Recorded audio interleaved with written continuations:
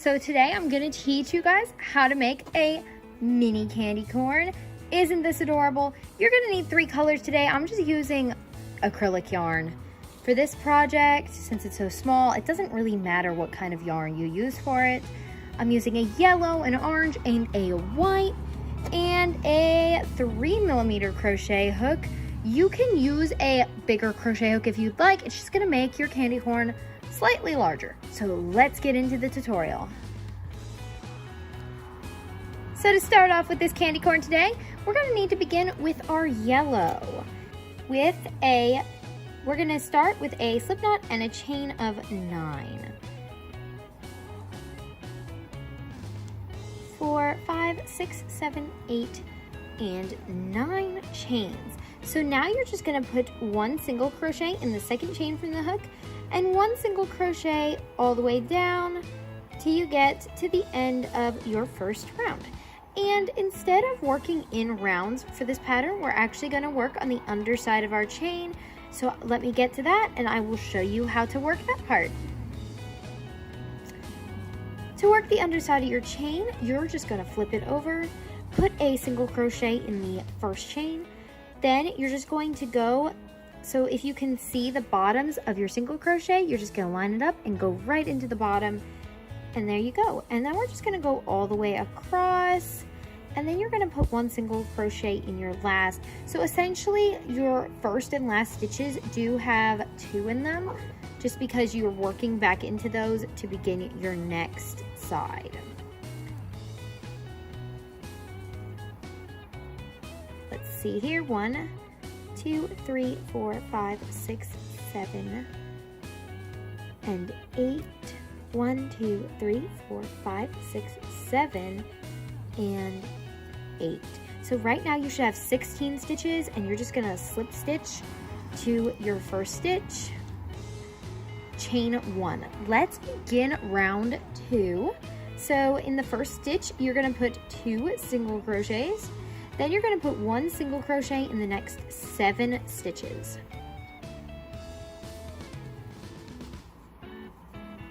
4, 5, 6, and 7. Now we're just going to make another increase in that next stitch. So just put 2 single crochets in the same stitch. Then you're going to single crochet in the last, you're going to put 1 single crochet in the last 7 stitches. And that completes round 2 after you slip stitch to your first stitch.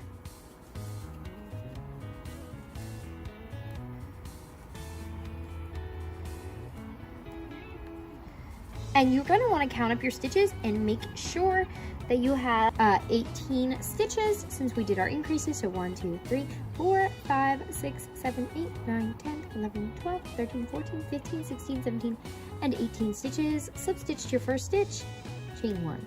And now for round 3, you're just going to work inside the back loop of each stitch all the way around. So put 1 single crochet in the back loop of each stitch all the way around, slip stitch to your first stitch, and chain 1. Now we are going to just put 1 single crochet in each stitch all the way around for round 4. Then we're going to slip stitch to our first stitch and chain 1, and now it is time to begin round 5. So for round 5, you're going to make a decrease over the first 2 stitches, and I like to make the invisible decrease, but you can just do a regular decrease if that's easier for you, then a single crochet in the next 4. So this is going to be repeated all the way around. So after your 4 single crochets, you're going to make another decrease and then another 4 single crochets. And then once you get to the end of your round, you are going to slip stitch your first stitch, but do not chain 1 because we are going to switch our color to our orange, and I will show you an easy way to switch your color in just a minute. So here is my simple way to change your color. So once you've slipped stitched to your first stitch, you can cut your yellow yarn, but leave a pretty good amount of tail so you can go back over it then. You're going to take your orange, you're just going to insert your hook back into that stitch, take your orange, and simply chain 1 with it. Then all I like to do is crochet over my tails. So for the next 2 rounds, all you're doing is making 1 single crochet in each stitch, for 2 rounds, don't forget to slip stitch to your first stitch at the end of your round and chain 1. I'll see you when I finish up here. So now I'm going to chain 1 and make an increase over the first 2 stitches. Then single crochet in the next 3. This step is going to be repeated all the way around till you get to the beginning of your round. Then you're going to slip stitch to your first stitch and chain 1. And this is really the perfect gift during fall to give out because it's so quick and easy to make. You can connect it to keychains. You could even make it with the thick blanket yarn and turn it into a giant plushie if you wanted. So this is overall the perfect fall gift. Now for this round, you're just going to put 1 single crochet in each stitch. Then at the end of this round, you are going to switch your color to your white to finish off the last section of your candy corn. Now we are going to attach our white yarn. And at this point, you might want to consider stuffing your candy corn. But first, I'm just going to get that white tail secure. I'm just going to work a decrease over the first 2 stitches.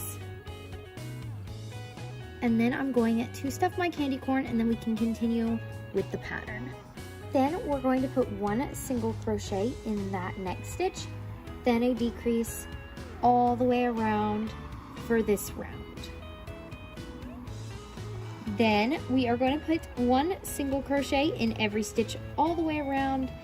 I know that seems a bit odd since we are almost at the top of our candy corn, but please do the tutorial all the way through. It makes complete sense because you don't want it to just go pointy.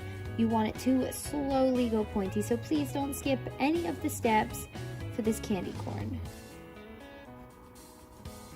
Then for our last round, you're just going to make a decrease over every stitch. Then all you have to do is weave in your ends. So I'm going to slip stitch to my first stitch, chain 1, decrease all the way around, and sew in my tail ends. And we are done! Yes! Thank you for joining me on this tutorial for candy corn. Let me know if you're going to try this pattern out and what you're going to make with it. And please like, comment, and subscribe, and I will see y'all next time. Bye!